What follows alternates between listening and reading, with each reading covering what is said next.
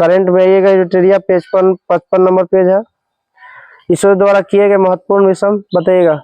XPoSat mission कब launch किया गया है, किस यान से लॉन्च किया गया? PSLV C-58 है। हाँ, PSLV C-58 1 जनवरी 2024 को। बताइए गगनयान का पहला परीक्षण उड़ान कब और किस यान से? 2013 में। 2023 में गगनयान। हाँ, मंगलयान थोड़ी है 2013। मंगलयान। हाँ, 21 अक्टूबर 2023 को TVD-1 से। TVD-1। हाँ, आदित्य L1 मिशन किस यान से गया है? PSLV C-57। PSLV C-57 की गया 2 सितंबर 2023 को। भारत का प्रथम सौर मिशन है। हाँ, 2023 में। अब है चंद्रयान 3 कब लॉन्च किया गया? चंद्रयान 3 14 जुलाई 2023 और 23 अगस्त को पहुंचा था। कौन सी यान से गया था चंद्रयान 3? LVM-3M4। हाँ, LVM-3M4।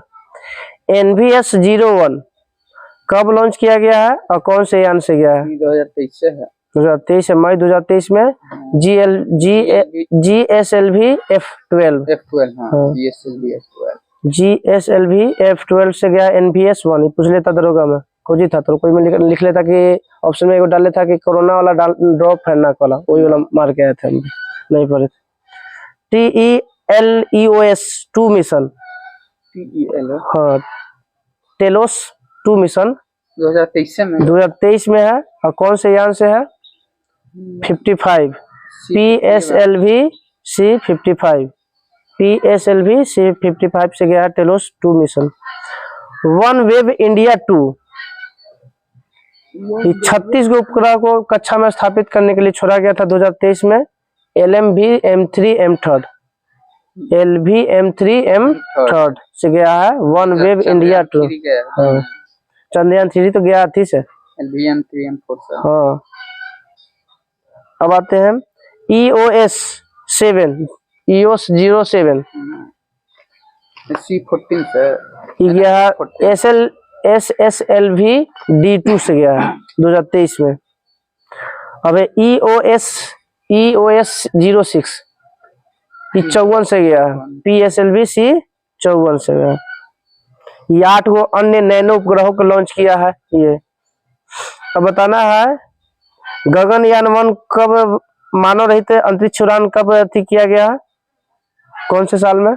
गगनयान 2024। अभी ना बताया 2024 में। 24 में गगनयान वो पहला वाला था ना, वो खाली गगनयान का पहला परीक्षण हुआ था 2023 में। अब मानव रहित भेजना है 2024 में।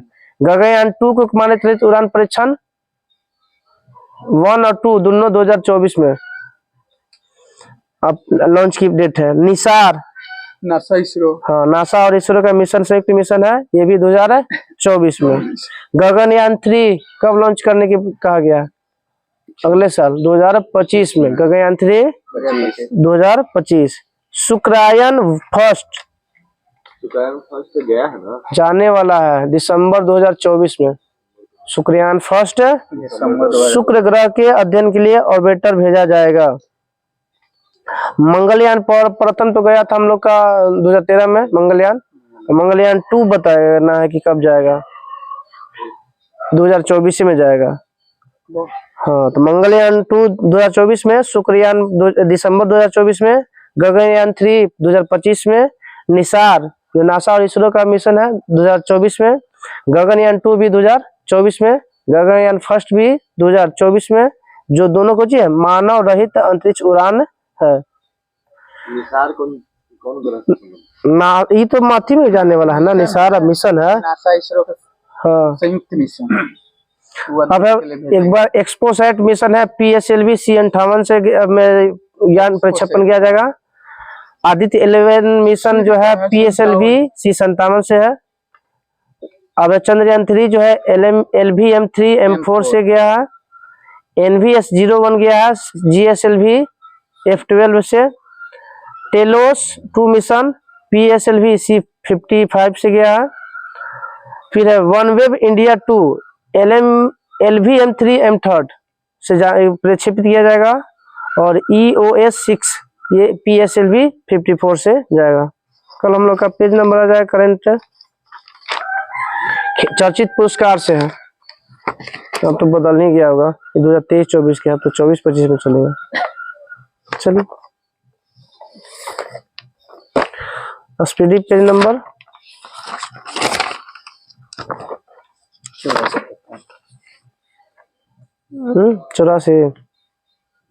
84 तो हो गया था ना, 85 बताइएगा। ऑक्सीजन की खोज कब और किसने किया था? प्रिस्टले किया था। कब? 1774 में। बताइए इलेक्ट्रॉन की खोज? J Thomson. ऑक्सीकरण में किसे कहते हैं? हाइड्रोजन का ऑक्सीजन का जुड़ना, ऑक्सीजन का जुड़ना ही क्या हो जाएगा, या इलेक्ट्रॉन हाइड्रोजन का निकलना। हाँ हाँ हो सकता है, इलेक्ट्रॉन का हाथ, इलेक्ट्रॉन का ठीक है, इलेक्ट्रॉन का त्याग भी हो सकता है। बाबर की लाश उसकी इच्छा अनुसार कहाँ दफनाया गया था? काबुल में। कपड़े का रंग का विरंजन करने के लिए किसका प्रयोग किया जाता है? ब्लीचिंग पाउडर, चाहे क्लोरीन के बोल सकता है, क्लोरीन गैस का। इनमें दिया हो सल्फर डाइऑक्साइड, सल्फर डाइऑक्साइड नहीं होगा। गोमतेश्वर की मूर्ति कहाँ स्थित है? कर्नाटक। कर्नाटक में कहाँ? श्रवण बेल गोला। कौन बनाया था? चामुंडराय द्वारा। किसके द्वारा? चामुंडराय। अन्नपूर्णा पर्वत शिखर किस देश में स्थित है? नेपाल। बताइए ऊंचाई कितना है इसका? 8175 मीटर है। हाँ सब वही रेंज में है। हाँ हाँ सब उसी में है। अब बताइए केपी नहर किसको किसको जोड़ता है? आंध्र प्रदेश से तमिलनाडु। बताइएगा भारत का दार्शनिक राष्ट्रपति किसे कहा जाता है? भारत विदेश से भारत के दार्शनिक डॉक्टर सर्वपल्ली राधा कृष्णन को कहा जाता है, प्रथम उपराष्ट्रपति, जो प्रथम उपराष्ट्रपति थे। यही है कि एक बार, दो बार उपराष्ट्रपति और एक बार राष्ट्रपति बने हैं। अंतर्राष्ट्रीय ILO का गठन कब हुआ था? 1 मई 1919 में। ILO इंटरनेशनल लेबर ऑर्गेनाइजेशन 1919 में। मुख्यालय जिनेवा। 1919। जिनेवा किस देश में पड़ता है? स्विट्जरलैंड। स्विट्जरलैंड की राजधानी बर्न। यहाँ पे कैसा लोकतांत्रिक व्यवस्था है? प्रत्यक्ष लोकतंत्र है। बताइएगा पायलट रही प्रथम यान भारतीय वाला?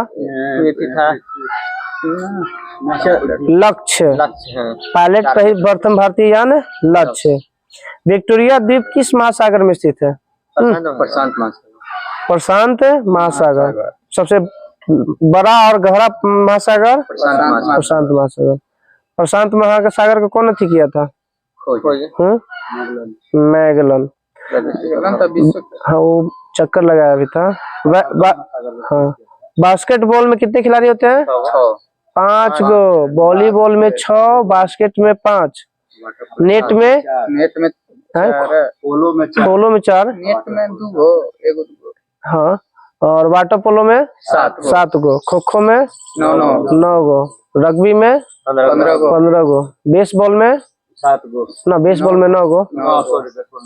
चलिए यक्षगान, हाँ वो तो टेबल टेनिस हो या टेनिस में बोलेगा तो। हाँ टीकाकरण की खोज नहीं है एडवर्ड जेनर। हाँ Edward Jenner. Nagarjuna project किस नदी पे है? कृष्णा। पॉलीथीन का निर्माण किसके बहुलीकरण से होता है? एथिलीन के। हाँ एथिलीन। अब बताइए एथिलीन का उपयोग हम कहाँ करते हैं? फल को पकाने। हाँ ठीक है। प्राकृतिक रूप से जो पेड़ में फल पकता है ना, वो एथिलीन गैस का। गैसीय हार्मोन का नाम बताइए। यही एथिलीन है जो गैसीय रूप में पाया जाने वाला एक हार्मोन है। ऑक्सीजन सब कुछ वो भी हार्मोन है, मगर गैसीय में नहीं है वो सब, जो गैसीय रूप में। हाँ डेनमार्क की राजधानी कोपेनहेगन। और इस संसद का नाम फोल्केटिंग। टीबी के मान जो टीका है उसकी खोज? Calmette Guérin. ट्रिप्सिन का निर्माण कहाँ होता है? अग्नाशय। सबसे बड़ा अंतःस्रावी ग्रंथि ना थायराइड। सबसे बड़ा अंतःस्रावी ग्रंथि थायराइड। सबसे बड़ी मिश्रित ग्रंथि बोलेगा तब अग्नाशय। दूसरी सबसे बड़ी ग्रंथि बोलेगा तो अग्नाशय। इसी अग्नाशय में से निकलता है कौन? पूर्ण पाचक रस LAT, लाइपेज, एमाइलेज और ट्रिप्सिन। लाइपेज किसका भाषण करता है?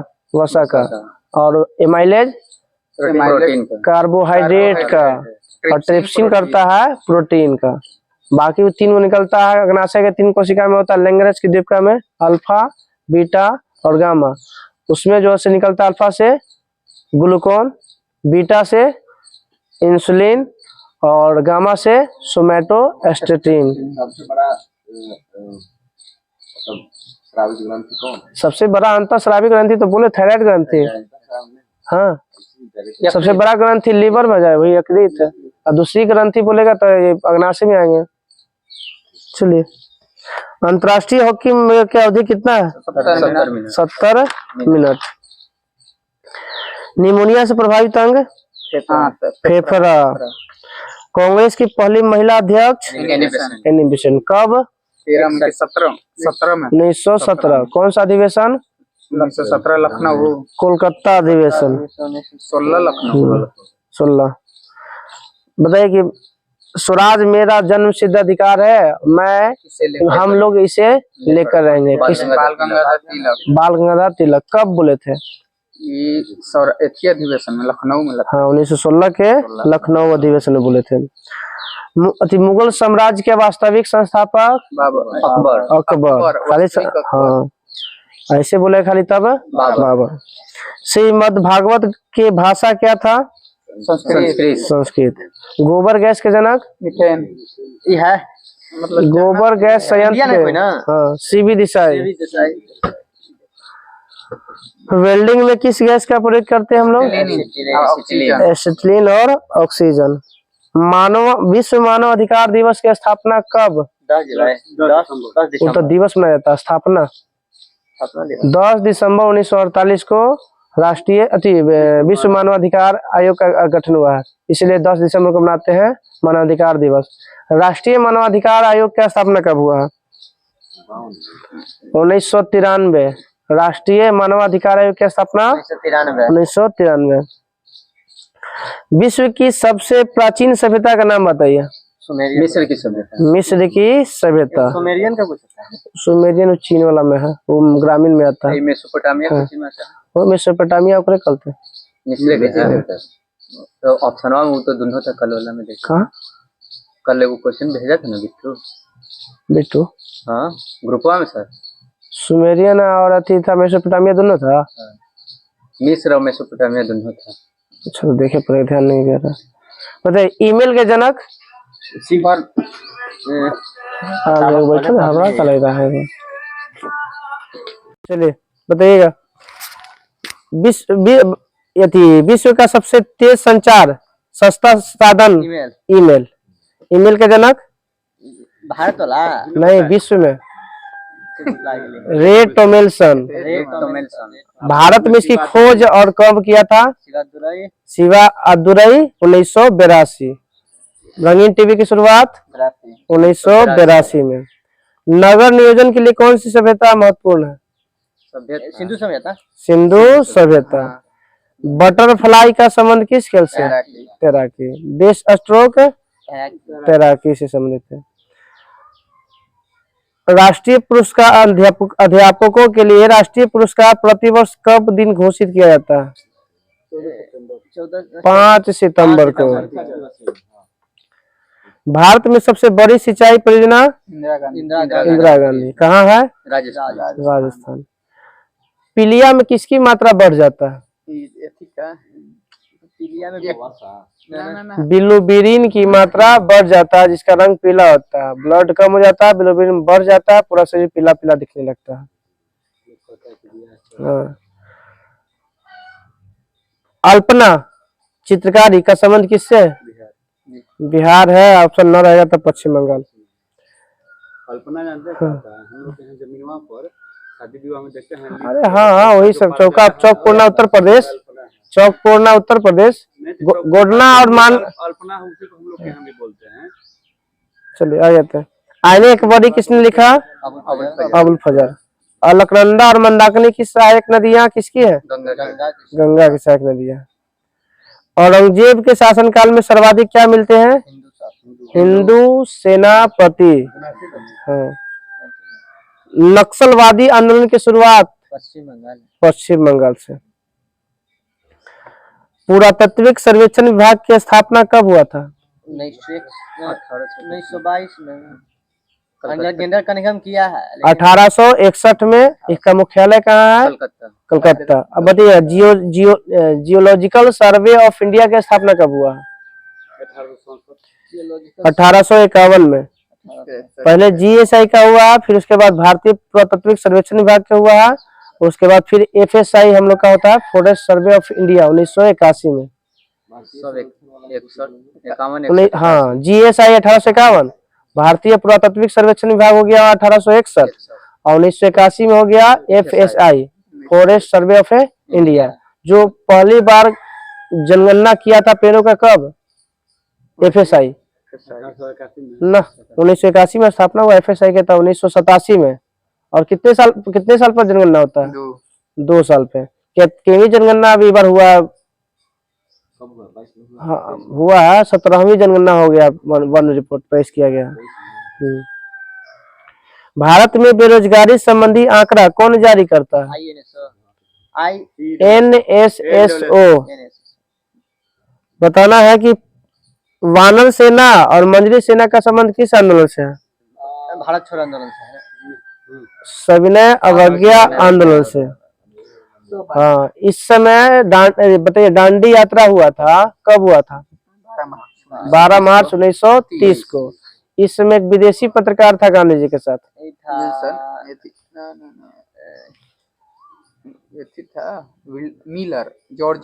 जॉर्ज मिलर नहीं, बॉब मिलर। कौन था? Bob Miller. हम वही बोलेंगे, फिर मैं खिलाड़ी के नाम ही बोल रहे थे।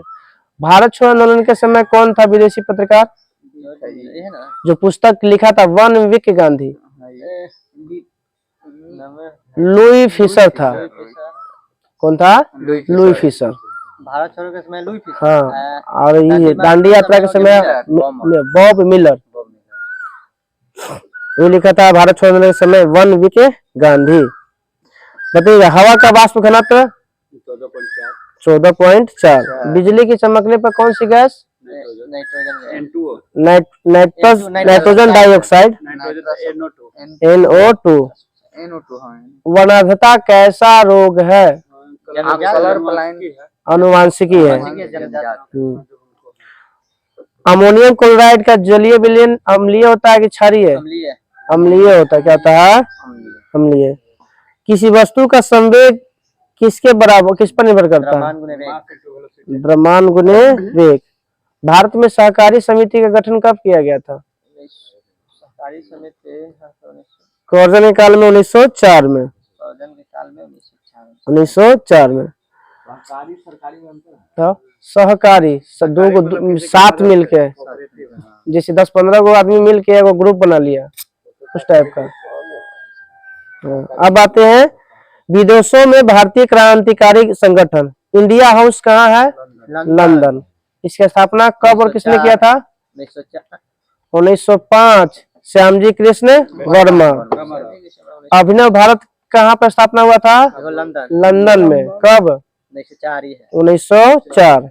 इंडिया इंडिपेंडेंस लीग की स्थापना कहाँ हुआ था? काबुल है, अमेरिका। यूएस 1907 में।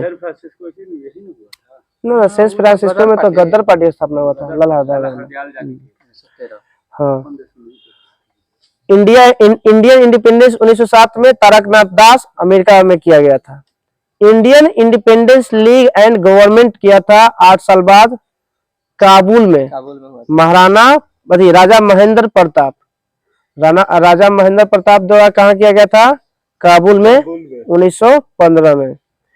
इंडिया इंडिपेंडेंस तो किया था कौन? तारकनाथ दास द्वारा। अब बताइएगा रास बिहारी बोस द्वारा कब और कहाँ किया गया था? इंडिया इंडिपेंडेंस लीग 1942 यहाँ पे टोक्यो में।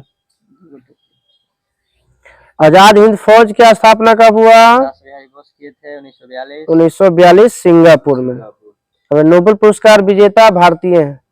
रविन्द्रनाथ टैगोर को कब मिला? 1913। 1913। किस क्षेत्र में? साहित्य के क्षेत्र साहित्य के क्षेत्र में। चंद्रशेखर वेंकट रमन को कब और किस क्षेत्र में मिला? 1930 में ना। इसमें फिजिक्स के प्रभाव हाँ, भौतिकी शास्त्र में। यही ना दिया। हाँ। हरगोविंद खुराना को कब और किस क्षेत्र में मिला? 1968 में। 1968 चिकित्सा के क्षेत्र में।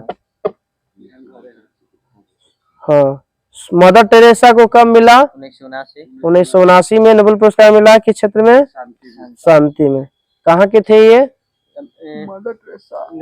अल्बानिया के थे। जन्म, हाँ, कहाँ जन्म हुआ था? कब जन्म हुआ था? 1910 में। ये है अल्बानिया ना था जो रूस से टूटकर सबसे पहला देश बना था। अल्बानिया का राजधानी कहाँ था? अल्बानिया की राजधानी तिराना। तिराना। सुब्रमण्यम चंद्रशेखर को कब और किस क्षेत्र में मिला नोबेल पुरस्कार? 1983। 1983। अमर्त्य सेन को कब मिला और किस क्षेत्र में मिला था? 1998 में अर्थशास्त्र में। हाँ, अमर्त्य सेन। हाँ, तो अर्थशास्त्र इकोनॉमी से ना हुआ। वीएस नैपॉल 2001 में मिला है और साहित्य के क्षेत्र में मिला। दूसरा व्यक्ति जो थे साहित्य के क्षेत्र में मिला है। पहला रविन्द्रनाथ टैगोर और दूसरा, ऐसे पहला साहित्य के लिए नोबेल पुरस्कार किसे मिला था विश्व में? पहला पुंद्रो सल्ली को। वेंकट रमन रामकृष्णन को किस क्षेत्र में और कब मिला है नोबेल पुरस्कार? 9 में। 2009 में। 2009 में। कैलाश सत्यार्थी को कब और किस क्षेत्र में मिला? 2014 शांति के क्षेत्र में। बचपन बचाओ आंदोलन के जनक कैलाश सत्यार्थी। कब खोजे थे ये? 1985 में चलाए थे बचपन बचाओ आंदोलन। 2014 में। अभिजीत बनर्जी को कब और किस क्षेत्र में मिला? 2019। और दूसरा व्यक्ति थे इकोनॉमिक्स में मिले वाला। पहला कौन? अमर्त्य सेन। दूसरा अभिजीत बनर्जी। कोई फार्मूला दिए थे। कौन? यार फार्मूला है। कौन? वो तो रमन प्रभाव अब भारतीय मूल के भी है। अमेरिका की तरफ से दिया गया है। आते अब है अकबर द्वारा किए गए सुधार। दास प्रथा का अंत, डेट बताना है। सब तो अकबर द्वारा किया गया है। 1562। तीर्थ, हाँ, दास प्रथा का अंत वो दास अमेरिका में बोलेगा ना तब हो जाए 1861 में, मरला के बाद, अब्राहम लिंकन के मरला के बाद। ना 1861 मरला के बाद, तो 1865 में मरे अब्राहम लिंकन।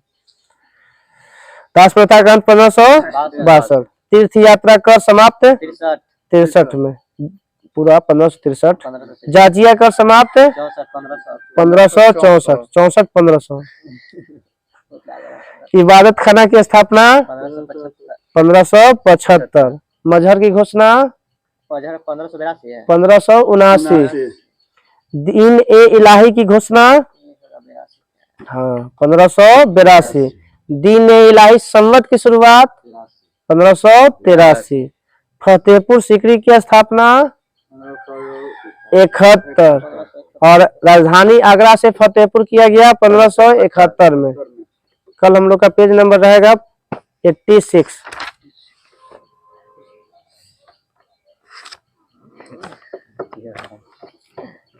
यहाँ दर्द करेगा तो डंडा चलेगा।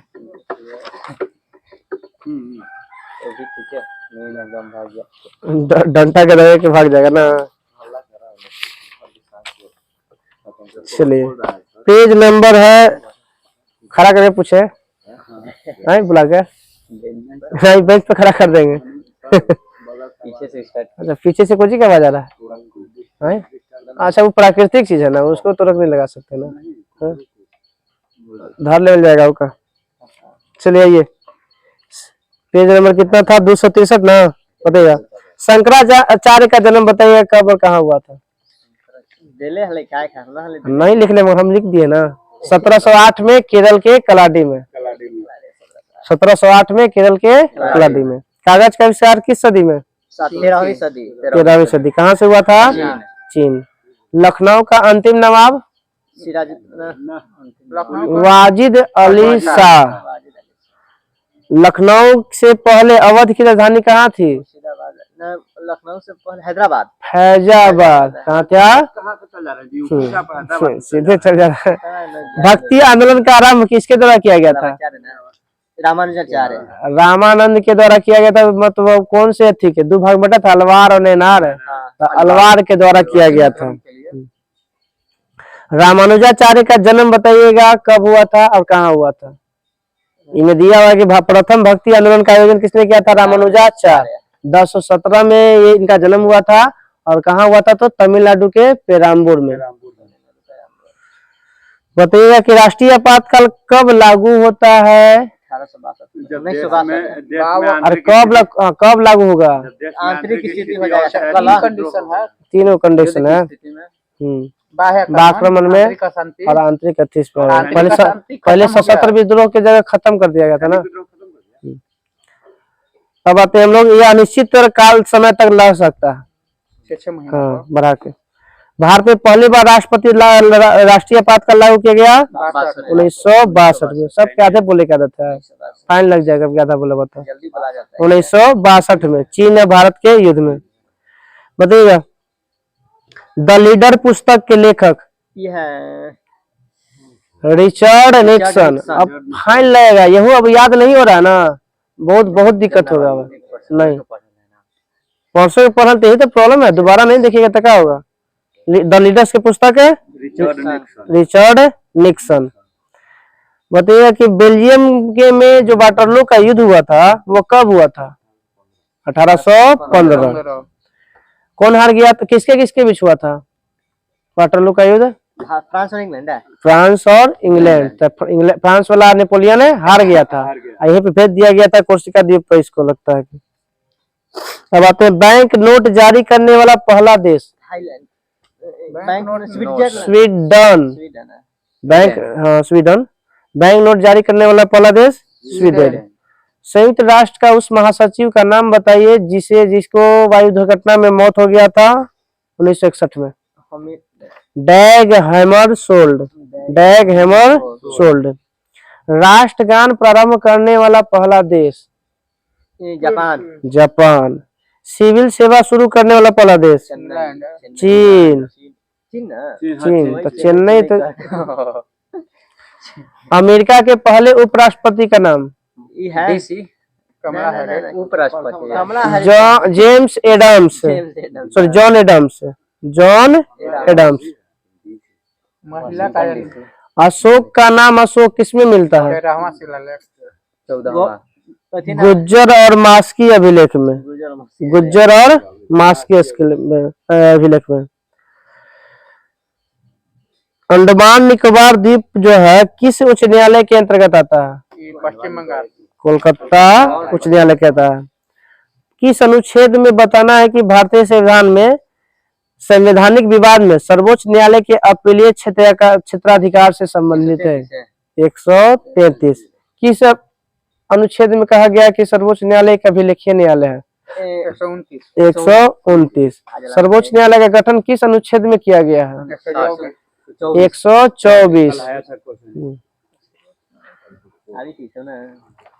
बताइए बिना ऑक्सीजन के माउंट एवरेस्ट पे चढ़ने वाला? फूदोरजी। कौन थे? फूदोरजी। संविधान निर्माण करने वाला प्रथम देश? अमेरिका। मगर संविधान किस देश की देन है? तो फ्रांस के। हाँ, सबसे पहले ही बनाया था, देर ऊपर कैसे हो गया? शुरू किया था वो, सोचा था। शुरू किया था मगर पूरा नहीं कर पाया। ये पूरा कर लिया, लागू कर लिया। गणतंत्र कैसे? और लिखित होगा मदर इंडिया? नहीं, लिखित होगा बाद में, फिर लिखा लगता है कि 1789 के बाद।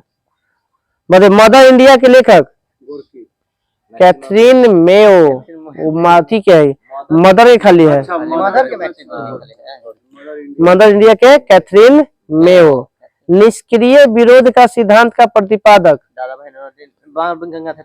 बाल गंगाधर तिलक।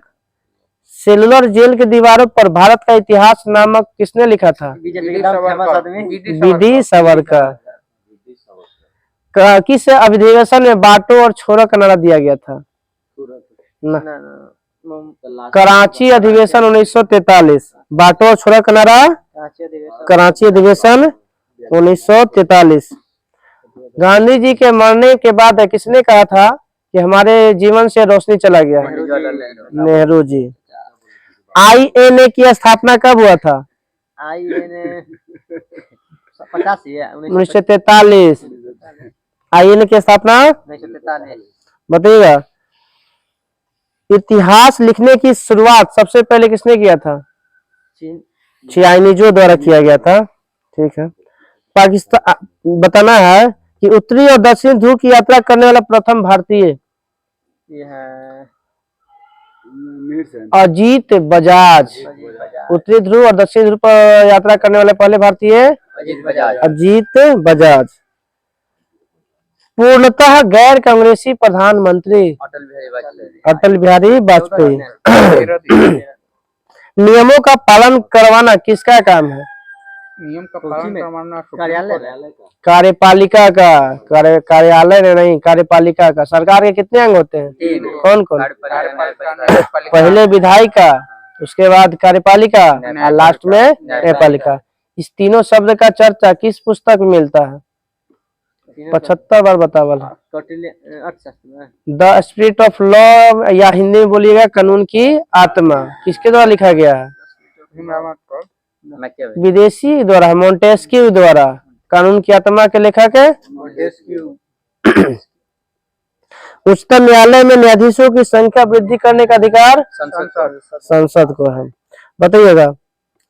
उच्चतम न्यायालय में, हाँ। उच्च न्यायालय में, कुछ उच्च न्यायालय में करना होगा तो राष्ट्रपति से करे पड़ेगा, पूछे पड़ेगा। मुख्य न्यायाधीश से। हाँ, वही राज्यपाल के अनुसार। सबसे लंबा भाग 5।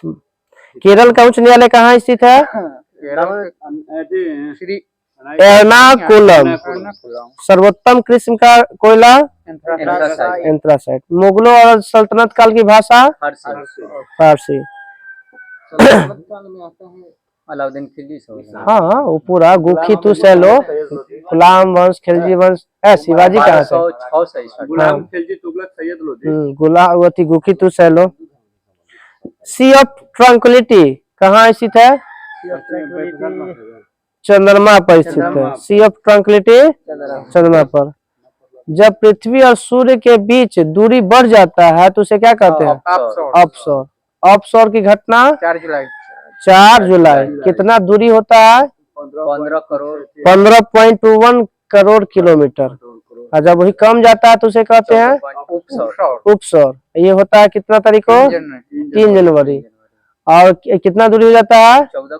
14.70। 14.70। कभी कभी कोनो बुक में इनमें किलोमीटर में देता है ना, कोनो बुक में मील में देता है, तो मिलवा में घट जाएगा ना, मिलवा में घटा देता है। क्योंकि 1 किलोमीटर 1 मील में लगता है कि 1852 होता है ना। नहीं, 1600 लगता है ना। वो तो समुद्री मील में 1852। हाँ, वो समुद्री मील में। ठीक है। उपसौर 3। अरे अप मतलब ऊपर, उप मतलब छोटा। तो 4 जुलाई के अप हो गया, 3 जनवरी के उप हो गया। दूरी 15-21 अप में, और 14-70 हो गया आपका नीचे। हाँ, चलिए बताइएगा। संविधान सभा का पुनर्गठन हुआ था तो उस समय सीटों की संख्या 299। भारत में जो संसदीय प्रणाली है उसको किस और नाम से जानते हैं? एकल उत्तरदायी सरकार के नाम से जाना जाता है। बताइएगा। एशियाई खेलों में स्वर्ण पदक जीतने वाली प्रथम महिला? कमलजीत संधू। बैंक ऑफ हिंदुस्तान का गठन? Bank of 1985। 1770। Bank of Hindustan 1770। Norman Borlaug पुरस्कार से सम्मानित प्रथम महिला? अमृता पटेल। अमृता पटेल। हाँ ना, वहाँ के ना है। बताइए। भारत का प्रथम विमान वाहक पोत? INS विक्रांत। मदर के रचनाकार? Maximum Gorky. और ये तो कौन सी था? मदर इंडिया था कैथरीन मेयो। एनडीडीबी राष्ट्रीय डेयरी विकास बोर्ड की स्थापना 1970। 1970 बताइएगा। सीबीआई की स्थापना 1963। पहले याद रखिएगा आईबी की स्थापना 1887 में। आईबी हाँ, और सीबीआई 1963 और रॉ हो गया 1968। चलिए कल हम लोग का पेज नंबर रहेगा कितना? 264। देखो ये देख लीजिए चार्जर चार्जिंग हुआ प्रिंट हुआ कितना है। चलो चलिए हिस्ट्री में था एंग्लो फ्रांसीसी और बंगाल था ना, बताइएगा। भारत में एंग्लो फ्रांसीसी संघर्ष को किस नाम से जाना जाता है? एंग्लो फ्रांस कर्नाटक युद्ध के नाम से, जिसका संबंध किससे था? सफल के संधि उत्तराधिकार युद्ध, जो इंग्लैंड और फ्रांस के बीच में हो रहा था ऑस्ट्रिया के युद्ध में ना, उसी के लिए था।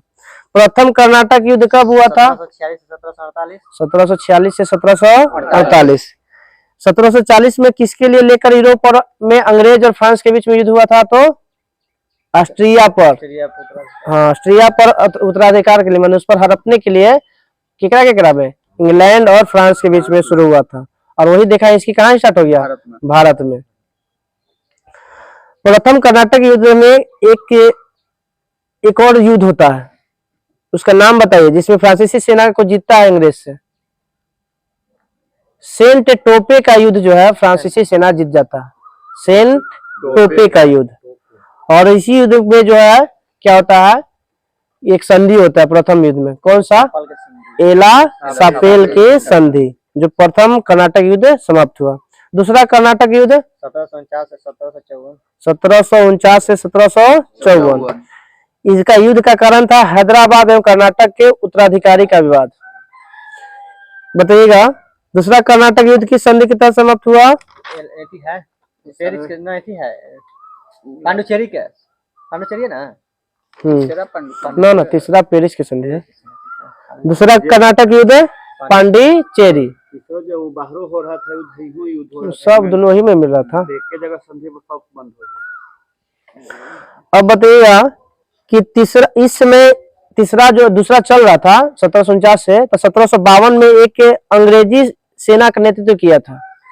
ऐसे कहा जाता है उसको कहा जाता है भारतीय अंग्रेजी सेना का जनक कहा जाता है ना, स्ट्रेंजर लॉरेंस को कहा जाता है। 1746 में इसको कहा गया है अंग्रेजी भारतीय सेना का जनक, स्ट्रेंजर लॉरेंस का। 1752 में अंग्रेजी सेना का नेतृत्व करता है त्रिचिन्नापल्ली में, और फ्रांसीसी सेना को हार का सामना करना पड़ता है इसमें।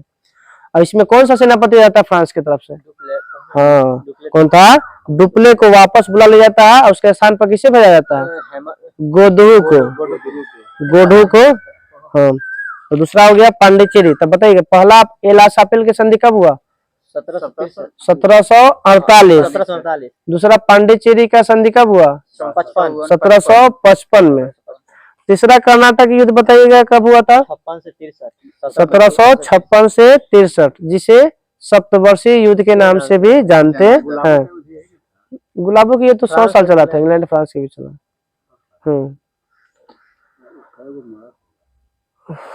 अरे रुक के चलता होगा कि ऐसे रोज थोड़ी चलेगा। मगर सबसे ज्यादा यूक्रेन वाला भी चल रहा था, रूस वाला लगातार 100 दिन। वही बोल रहे हैं अभी न्यूज चला था। धीरे धीरे भी उसी चल रहा है। हाल ही में एक वर्ष बताया। हाँ चलिए आते इधर। बताइएगा कि तीसरा जो कर्नाटक युद्ध हुआ था किस संधि के तहत समाप्त हुआ? पेरिस की संधि। कब हुआ था पेरिस की संधि? 1763 में। कब हुआ था? 1763 में।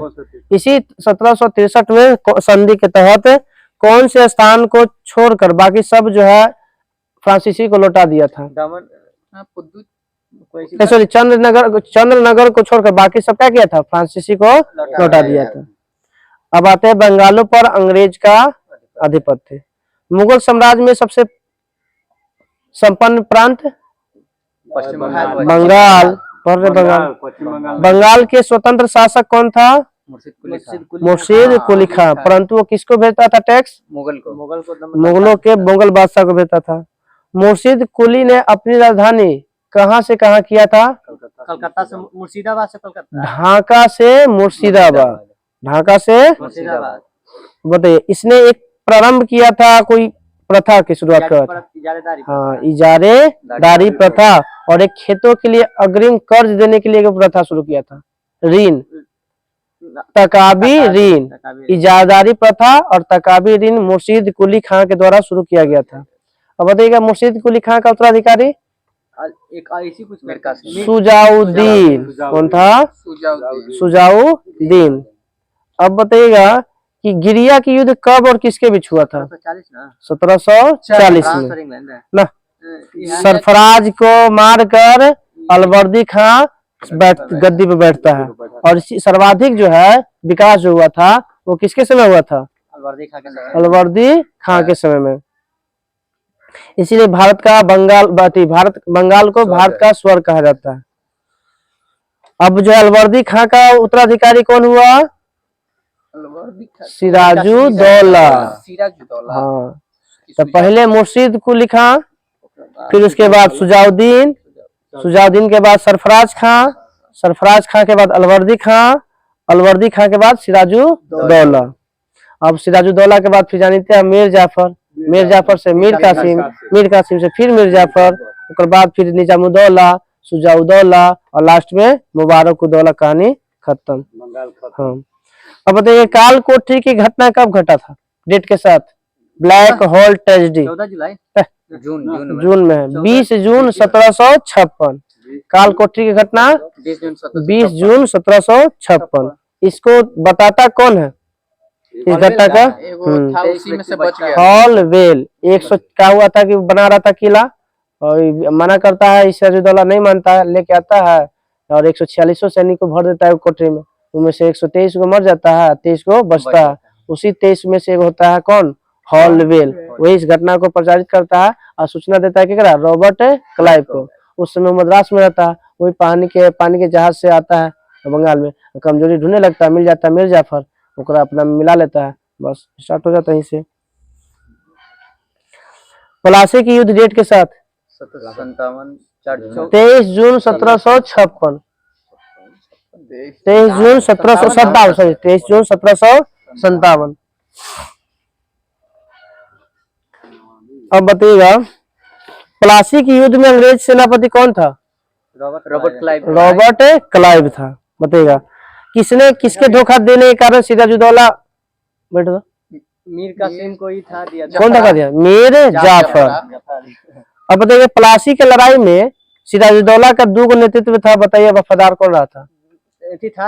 मदन नहीं, दोनों हिंदू था। मीर मदान। ठीक है, एगो है, दोनों के तो मय से नाम है, मोहनलाल और मीर मदान। मोहनलाल और पलासी की युद्ध में था। और किस नदी किनारे है?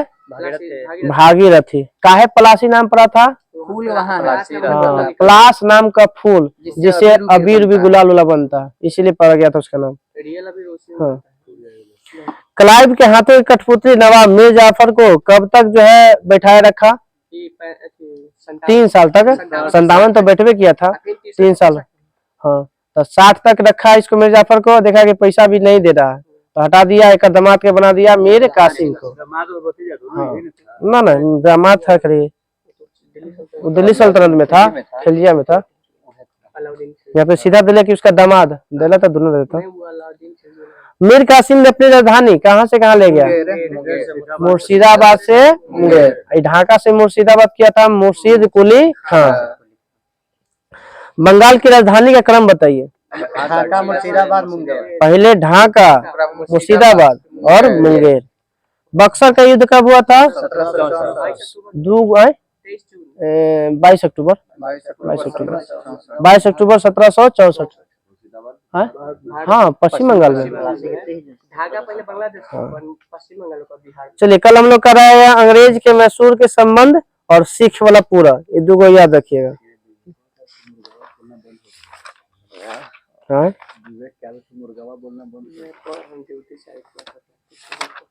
चलिए ज्योग्राफी तो खत्म है ना, अच्छी ना है।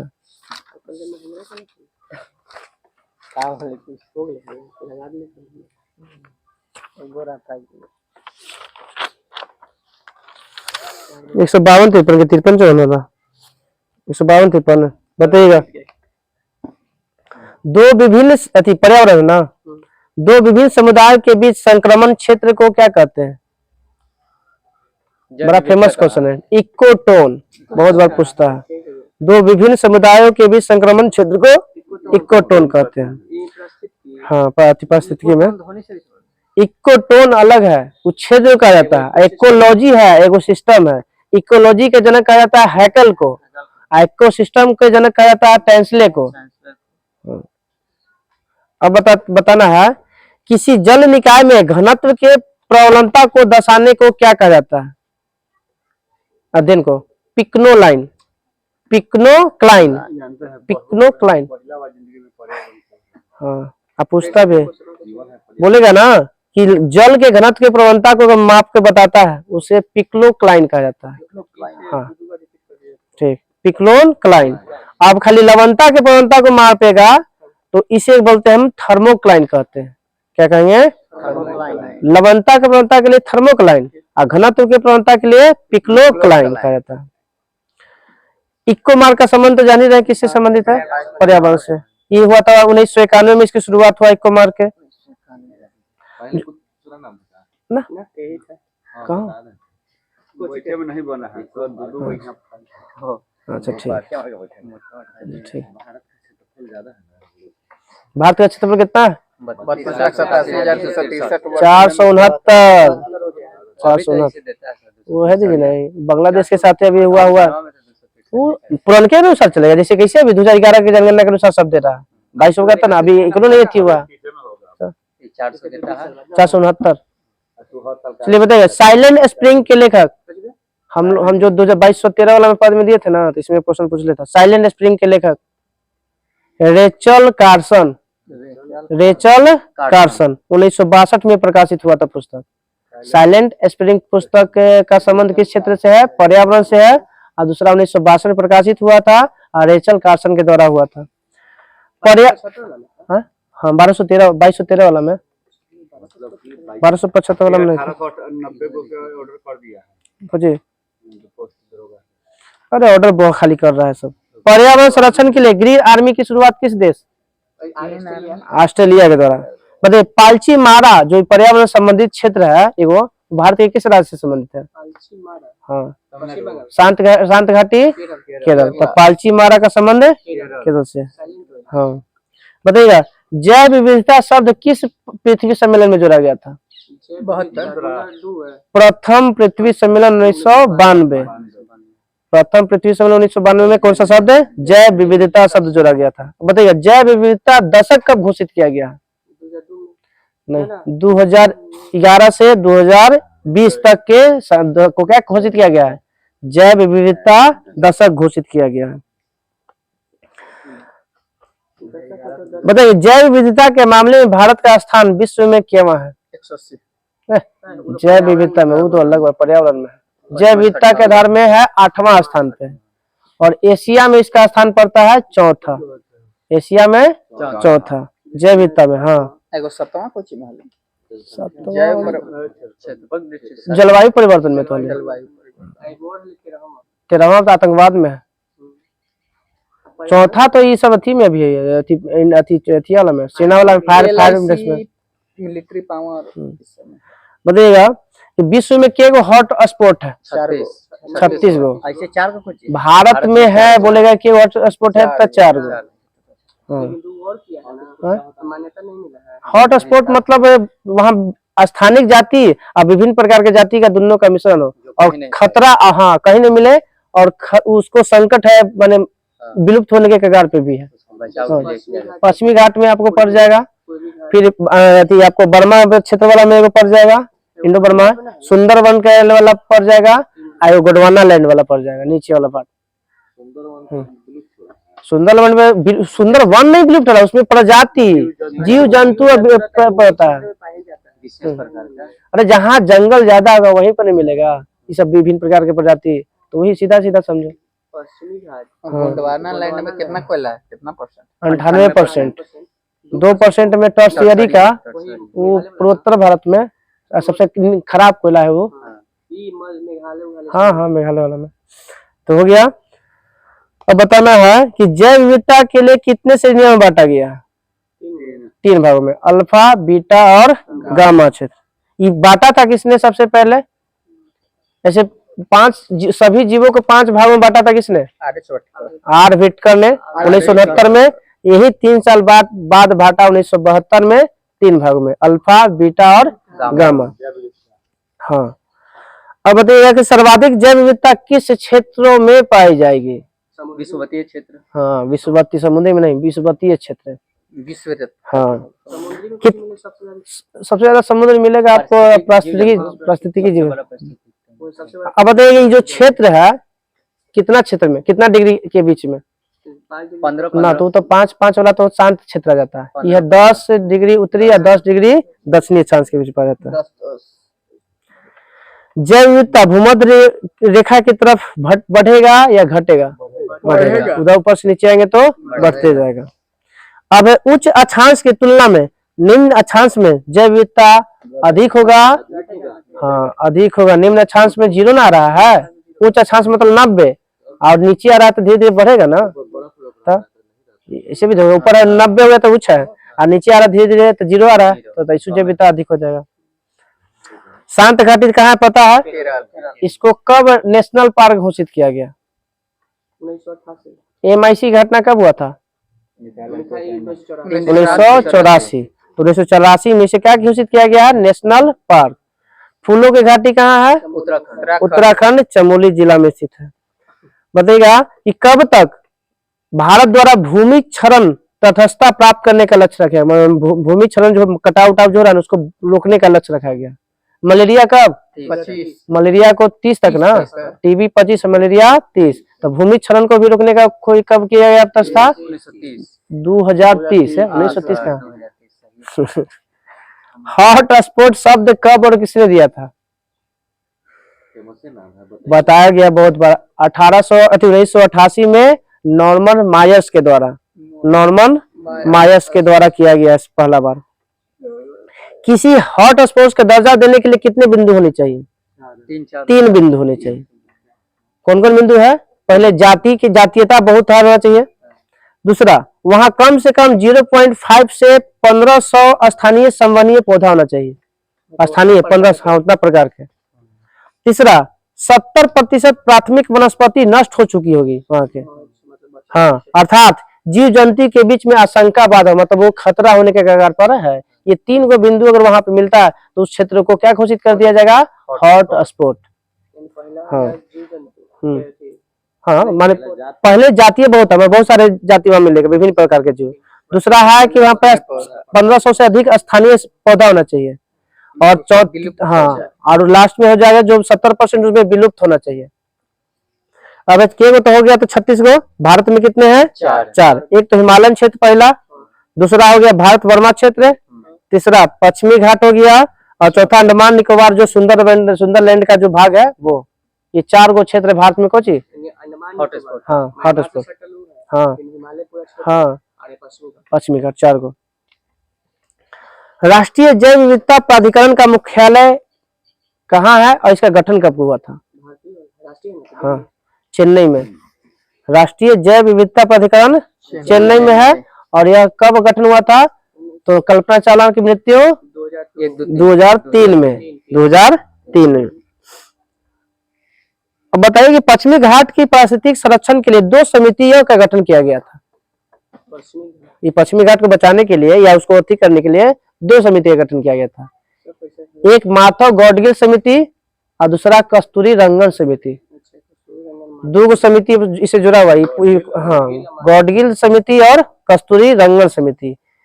ये 2011 में गौडगिल आया था और 2013 में कस्तूरी रंगन आया था। के कस्तूरी रंगन के अथी के अनुसार 17 में अथिया हुआ था लगता है। 17 में न थिया 20 में नाली है ना, ये अथिया हाँ हाँ नहीं ठीक ठीक ठीक है। हम वो हमारा दिमाग में आ रहा है वो वाला रेलवे आम बजट वाला, वो तो विवेक नाथ देव लग रहा है। देवराज समिति। ठीक ठीक। दोनों में अंतर क्या है? बोला था कि पश्चिमी घाट में 100% इसका कर देना है, जैव विविधता घोषित कर देना है, मगर ये कस्तूरी रंगन बोले कि नहीं 90% है, बस 10% का अंतर है दोनों में। अब बताइएगा कि दो जैव संरक्षित क्षेत्र में कितने, पश्चिमी घाट में 2 जैव संरक्षित क्षेत्र है, उसमें कितने राष्ट्रीय उद्यान आते हैं? 13 गो। कितने आते हैं? 13 गो राष्ट्रीय उद्यान आते हैं। दर्द निवारक दवा किससे बनाया जाता है? ना वो तो केमिकल के तरह से है, पेड़ से, मॉर्फिन से। दर्द निवारक दवा मॉर्फिन।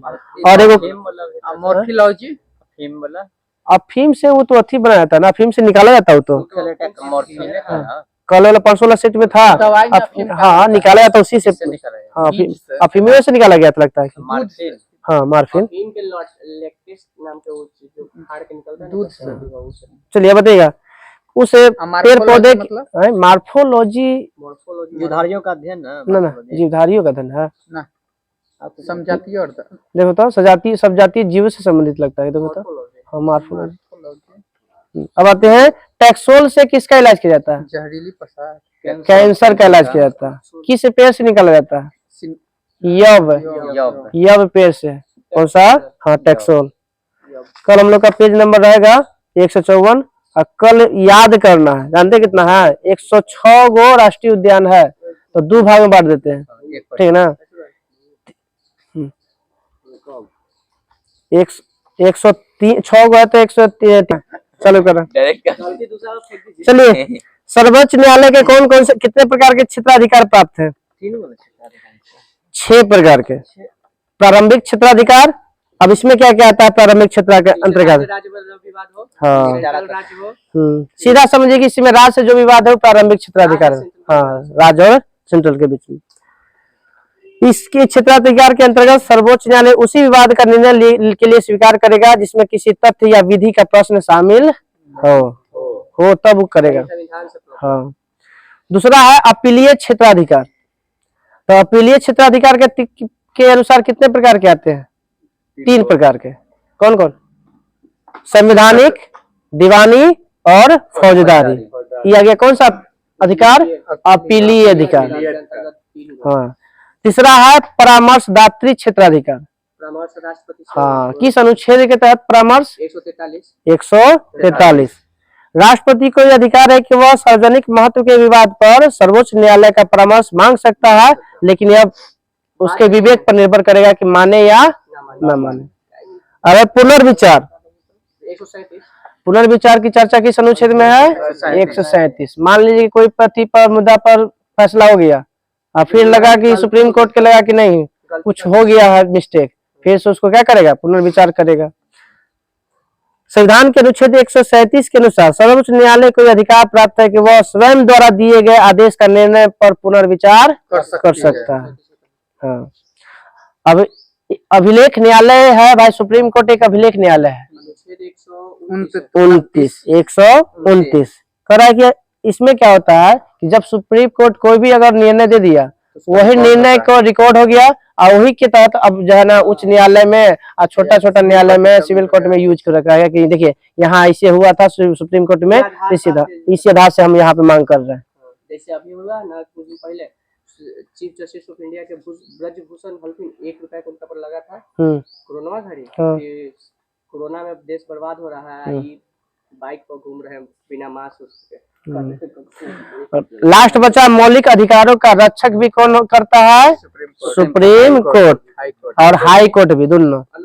हाँ हाई कोर्ट अनुच्छेद 32 के तहत सुप्रीम कोर्ट करेगा मौलिक अधिकारों का रक्षा और 226 के अनुसार हाई कोर्ट भी करेगा। हाई कोर्ट इस सब दोनों में आता कितने प्रकार के रीट है? 5 प्रकार के। ये हाई कोर्टवा ये वो ज्यादा देता है, एक हाई कोर्टवा वो ज्यादा होता है। सबसे बड़ा हाई कोर्ट का है। सर्वोच्च न्यायालय में संविधान के निर्वचन से संबंधित मामलों की सुनवाई करने के लिए न्यायाधीशों की संख्या कम से कम कितनी होनी चाहिए? 5। संवैधानिक परिवर्तन करने के लिए कम से कम 5। और यह किस अनुच्छेद में वर्णित है?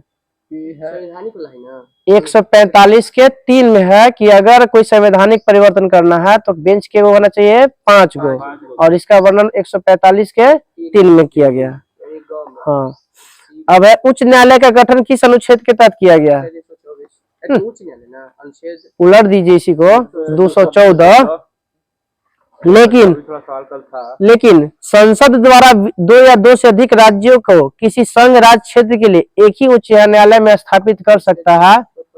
231 एक ही राज्य के माने 2 या 2 से अधिक राज्यों के लिए एक ही उच्च न्यायालय हो सकता है। यह किस अनुच्छेद में वर्णित है? 231। वर्तमान में हाई कोर्ट की संख्या 25। बताइए वर्तमान में कितने के शासित प्रदेश में हाई कोर्ट है? 2 गो में, दिल्ली और जम्मू कश्मीर में। प्रत्येक उच्च न्यायालय का गठन एक मुख्य न्यायाधीश तथा अन्य न्यायाधीशों के मिलाकर किया जाता है और इसकी नियुक्ति राष्ट्रपति द्वारा की जाती है। इसका वर्णन किस अनुच्छेद में? 217 में कहा गया है कि प्रत्येक उच्च न्यायालय में गठन एक मुख्य न्यायाधीश होना चाहिए और अन्य न्यायाधीश, और इस सब की नियुक्ति कौन करेगा? राष्ट्रपति। इसका वर्णन किस अनुच्छेद में है? 217। तो 214 में हो गया वो हाई कोर्ट। 231 में हो गया कि 2 या 2 से अधिक राज्यों का एक ही उच्च न्यायालय होगा। 231 में। 217 में क्या हो गया आपका कि एक मुख्य न्यायाधीश और अन्य न्यायाधीश के द्वारा गठन किया जाएगा। हाँ, और इसका नियुक्ति करेगा राष्ट्रपति। तो जान ही रहे हैं कि योग्यता क्या होगा? भारत का नागरिक होना चाहिए, कम से कम 10 साल तक जो है किसी भी उच्च न्यायालय में लगातार वकालत करते रहना चाहिए, और राष्ट्रपति के एक नजर में एक कानून का ज्ञाता होना चाहिए। ये सब होना चाहिए। हाई कोर्ट है ना, 215 होना चाहिए। ठीक है, 215। अब बताइए केरल उच्च न्यायालय ने कब सबसे पहले बंद को असंवैधानिक घोषित किया था? 1997। आरजेडी की स्थापना भी 1997। अब है जदयू हाँ 2003 में। हाँ 2003।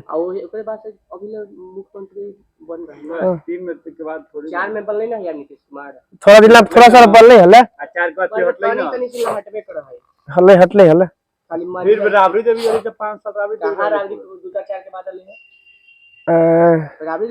तीन को सेशन से हो गए ना, हो पूरा 4 गो चौथा चली लगातार बोली थी हम। लगातार में तीसरे ना, लगातार में तीसरा ना, तो उसी समय हल है बीच में थोड़ा सा, ताकि दूसरा उस समय तो रेल मंत्री था लालू। नीतीश कुमार हले ना रेल मंत्री 2001 हाँ वाजपेयी के समय, और बाद मुख्यमंत्री बोले तो कहां ही के लेकर ना बीचवा में हटले हले मांझी के समय, और मांझी ना राबड़ी देवी बीचवा में लिया थोड़ा सा अले 2004 के बाद ले 5 साल शासन करके के लिए। हाँ, देखो तो देख लो तो चलाते हम लोग गठन टोटल कितना बार शपथ ले? 8 बार रिकॉर्ड बनेले हैं। चलिए कोई पहली बार है कि कोई मुख्यमंत्री बनेला, मुख्यमंत्री पेशा से इस्तीफा दे रहा है। सबसे लंबा मुख्यमंत्री कार्यकाल। चलिए आते हैं, हम उसका गठन बता देतीएगा। कलकत्ता उच्च न्यायालय का गठन 1862। बम्बई 1862। बताइएगा पोर्ट ब्लेयर बोल रहे हैं। अंडमान निकोबार द्वीप समूह किसके क्षेत्र के में आता है? अंडमान कलकत्ता। अंडमान निकोबार द्वीप समूह और पश्चिम बंगाल में ये सब जो आता है किसके? कलकत्ता उच्च न्यायालय के अंतर्गत। 2005 से नीतीश कुमार लगातार हैं। 2005 से बीच में मांझी 2000 से लेकर 2005 तक में राबड़ी देवी आई हैं, और उसके बाद बीच में एक बार मांझी जी आए हैं 2014 से 15 तक 278 दिन के लिए, बाकी 2005 से अभी तक की हैं। चलिए ठीक हो गया। अब बताइए पुदुचेरी किस उच्च न्यायालय के अंतर्गत आता है? मद्रास, तमिलनाडु वाला मद्रास में। बताइए कबम तो हो गया 1862, कोलकाता, बम्बई और मद्रास। इलाहाबाद उच्च न्यायालय का गठन 1866। इसका खंडपीठ कहाँ है? लखनऊ में। लखनऊ में मुख्य मूल स्थान बोलेगा तो प्रयागराज, मगर खंडपीठ बोलेगा तो लखनऊ। कर्नाटक उच्च न्यायालय का गठन 1884। मूल स्थान बेंगलोर, सबके तो राजधानी में लमसम रहता है। पटना उच्च न्यायालय का गठन 1916। पटना कॉलेजिएट बोलेगा ना, कॉलेज अथी ना विश्वविद्यालय, कॉलेजिएट की स्थापना 1917 में। हाँ कॉलेजिएट। उड़ीसा उच्च न्यायालय का गठन 1948। म्यांमार का स्थापना 48। श्रीलंका मतलब आजाद हुआ 1948। पहली बार फैक्ट्री अधिनियम लागू हुआ 1948। मजदूरों के लिए पहली बार व्यवस्था, मजदूरों के लिए जो पैसा वाला व्यवस्था जो किया गया था 1948। हाँ, न्यूनतम मजदूरी अधिनियम 1948। ILO 1919 में 1919 में ना। अब बताइएगा कि मध्य केरल के स्थापना कब हुआ था? 1956 में। लक्षद्वीप किसके आता है क्षेत्राधिकार में? केरल में। हाँ केरल, हाँ केरल वाला है। केरल का मूल स्थान कहाँ पे? एर्नाकुलम। ना, खंडपीठ केरल में नहीं है। केरल का राजधानी त्रिवेंद्रम। जम्मू कश्मीर लद्दाख के तो जान ही रहे हैं। 1957 में श्रीनगर है इसका मूल स्थान है, जम्मू इसका खंडपीठ। चलिए बताइएगा कि मेघालय, मणिपुर और त्रिपुरा का गठन 2013। मैंने उच्च न्यायालय का, अब उच्च न्यायालय में पूछ रहे थे राज्य कहाँ से चलेगा? छत्तीसगढ़, उत्तराखंड और झारखंड का उच्च न्यायालय 2000। तेलंगाना उच्च न्यायालय का 2019। तेलंगाना और आंध्र प्रदेश दोनों का जो हुआ उच्च न्यायालय गठन 2019। हाँ चलिए, सबसे लास्ट में तेलंगाना, अमरावती वाला हो गया ना। नहीं, थोड़ा सा बचल है उच्च न्यायालय में। उच्च न्यायालय के न्यायाधीश को उसकी उसी प्रकार अबदस्त किया जा सकता है जिस प्रकार हाँ सुप्रीम कोर्ट के न्यायाधीश पर पद से हटाया जाता है। महाभियोग जैसा प्रक्रिया होता है, महाभियोग नहीं होता। किसी भी उच्च न्यायालय में न्यायाधीशों की संख्या वृद्धि कर सकता है राष्ट्रपति। उच्च न्यायालय में राष्ट्रपति, हाँ सर्वोच्च। सुप्रीम कोर्ट हो गया, एक हाई कोर्ट हो गया, तो हाई कोर्ट के बारे में बोल रहा है। और सुप्रीम कोर्ट में सबसे ऊपर में, जैसे घर में सबसे ज्यादा दादाजी ऊपर, दादाजी के बाद पापा, तो पापा हो गया हाई कोर्ट है, दादाजी हो गया सुप्रीम कोर्ट। हाँ वही उच्च हो गया हाई कोर्ट है, और उच्चतम हो गया supreme court. High school 12th वाला के कुछ का चलिए, मतलब माध्यमिक उच्च तीन मुख्य रूप से सेशन जो होता है, वो सेशन नहीं आता, वो लास्ट तीसरे में आता है। अदालत में उसकी गिनती हाँ वो तीसरे में, जिला न्यायालय, हाई कोर्ट और सुप्रीम कोर्ट, तीन को क्षेत्र में बांटा गया इसको। जिला मतलब सिविल कोर्ट। हाँ हाँ तीनों को दिला होगा। 4 को एक ग्रामीण वाला ना ग्रामीण के नहीं लेके चलता है, वो तीनों को लेके करता है। सिविल से स्टार्ट होगा। सिविल हाँ सिविल कोर्ट, हाई कोर्ट और सुप्रीम कोर्ट, ये तीनों के अच्छी देता है। कोटवा है ना, स्टेशन है, तो हर अनुमंडल में, तो हर अति में, हाँ हर जगह मिलेगा आपको ये। अनुमंडल में, अनुमंडल में पाली में है तो 11 लोड कम करे। चलिए आइएगा, उच्च न्यायालय के किसी अवकाश न्यायाधीश को भी उच्च न्यायालय के न्यायाधीश के रूप में कार्य करने के लिए अनुरोध कौन कर सकता है? राष्ट्रपति बुला सकता है। जब जरूरत है कि मान लीजिए कोरम नहीं पूरा हो रहा है, तो उस स्थिति में कह के चलिए आ जाइए, चाहे कोई काम बढ़ गया हो, उस स्थिति में बुला सकता है। अगर ये सब नहीं जाता है तब, कौन ये सब नहीं गया बुलाया जाता है, आप कोई जाएगा, हाँ ऑर्डर आता है, वो ऑर्डर जाएगा तो जाना ही पड़ेगा आपका। मान लो कि नहीं नहीं हो इमरजेंसी में केकरा लेगा, इमरजेंसी में आप कोई, आप किसको लेगा? तो केकरा लेगा जो रिटायर हो गया है जज ना, और रिटायरमेंट के तो बुला रहा है, बाहर उसी का हो रहा है। ना रिटायरमेंट की बात हो रहा है। चलिए, उच्च न्यायालय एक अभिलेखीय न्यायालय है, इसका गठन किस अनुच्छेद में कहा गया है? 215। और सुप्रीम कोर्ट में है अभिलेख न्यायालय के कहा गया 129 में। भारत के मुख्य न्यायाधीश से परामर्श कर राष्ट्रपति क्या करेगा? उच्च न्यायालय के किसी भी न्यायाधीश को क्या करेगा? स्थानांतरित कर सकता है एक में से दूसरे में न्यायालय में।